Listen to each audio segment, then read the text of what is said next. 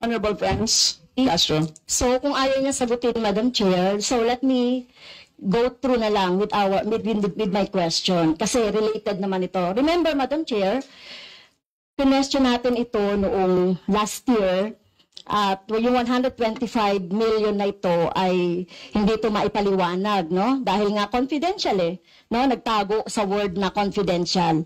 At ngayon, kailangan nating maipaliwanag at it is in the interest of the people. Yung 125 million na ito, Madam Chair, kaya kailangan ito na mabusisi at kailangan ito maipaliwanag ng OVP. Kaya hindi tayo pwedeng questionin ng mga rules, questionin ng mga topic, etc. Dahil related din naman talaga ito sa budget, Madam Chair. Madam Chair.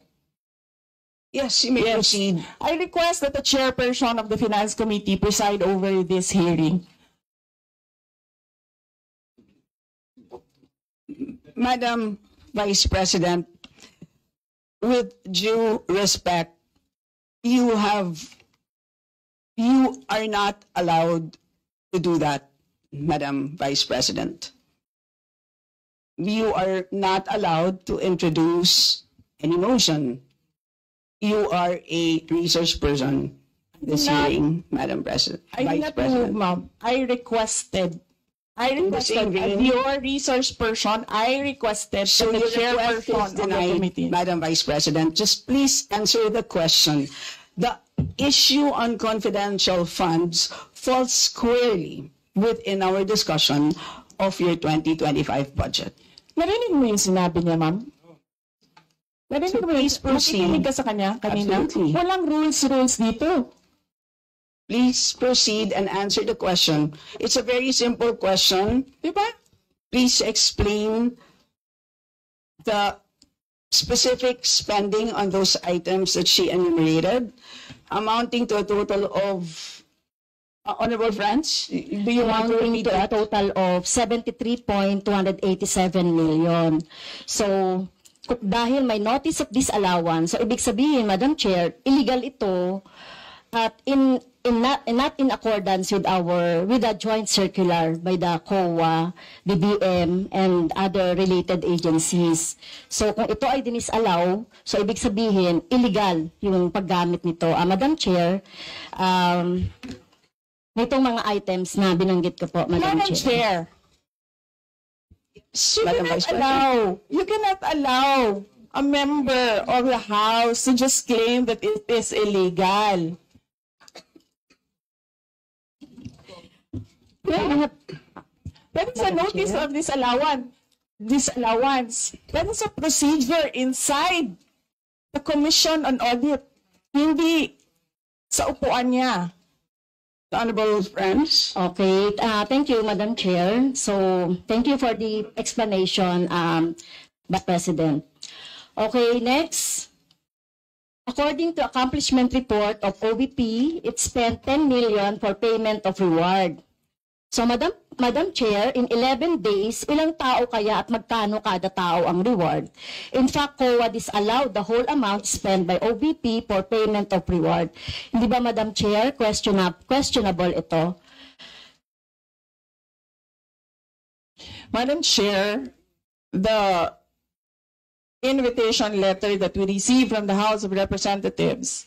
Dear Vice President Duterte, the House Committee on Appropriations will hold briefings, hearings on the budget proposals of various departments, agencies, and corporations relative to the fiscal year 2025 National Expenditure Program as the basis of the fiscal year 2025 General Appropriations Bill. Nasaan? Sa presentation ko kanina, ang haba.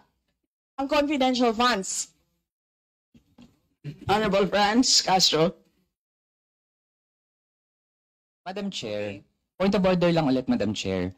Kasi kailangan lang nating ma-establish I would assume hindi naman po pinanganak kahapon ng ating resource person. Practice po natin sa Madam House Chair, that is a polite remark. na para po tayo ay makapagtalakay ng budget na pinopropose para sa susunod na fiscal year. Chine-check natin paano din gumagastos yung mga ahensya even in the current year and in the past year.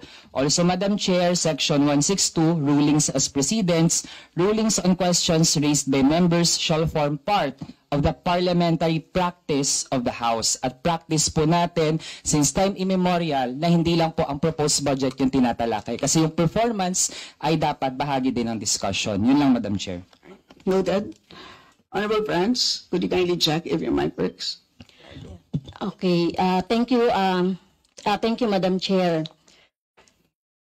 So yun po, no, yung sinasabi natin kanina, yung payment ng reward, the resource person can answer this. Questionable, tingin ko ay questionable ito. Okay? So, next, according to the accomplishment report, isa sa pinaggamitan ng OBP ng confidential funds ay yung provision of medical and food aid. This is not allowed under the Joint Circular number 2015-01 dahil kailan pa naging confidential fund ang pagbibigay ng ayuda, or kung ito naman ay ginamit sa mga ginamit na tao or informant in 11 days. So paano kaya ginamit itong 40 million na ito, no, para sa medical and food aid in 11 days, Madam Chair? So yun yung tanong ko. Kung dito ginamit doon sa mga aids, medical aid or food aid, pero paano kaya, Madam Chair, ginamit itong 40 million na ito as a medical and food aid ng ilang tao in 11 days? So yun po yung tanong natin, Madam Chair. Madam Vice President. Madam Chair, the subject of this hearing is the OVP 2025 budget proposal. We do not have an item of confidential funds in the OVP budget proposal. Honorable friends. So, may I continue, Madam Chair? Isa sa bumubukol na confidential fund ng OBP noong 2022 ay nasabi ko na, Madam Chair, yung medical and food aid at saka yung mga purchase of supplies. According to the accomplishment report, the OBP spent 40 million now for medical and food aid in 11 days. So, ang ibig sabihin nito, Madam Chair, konting math, pumapatak na 3.64 million kada araw ang gastos, no, para sa food and medical aid. So hindi natin maintindihan, Madam Chair, paano ito ginastos in 11 days, no? 3.64 million kada araw dito sa item na ito. Madam Vice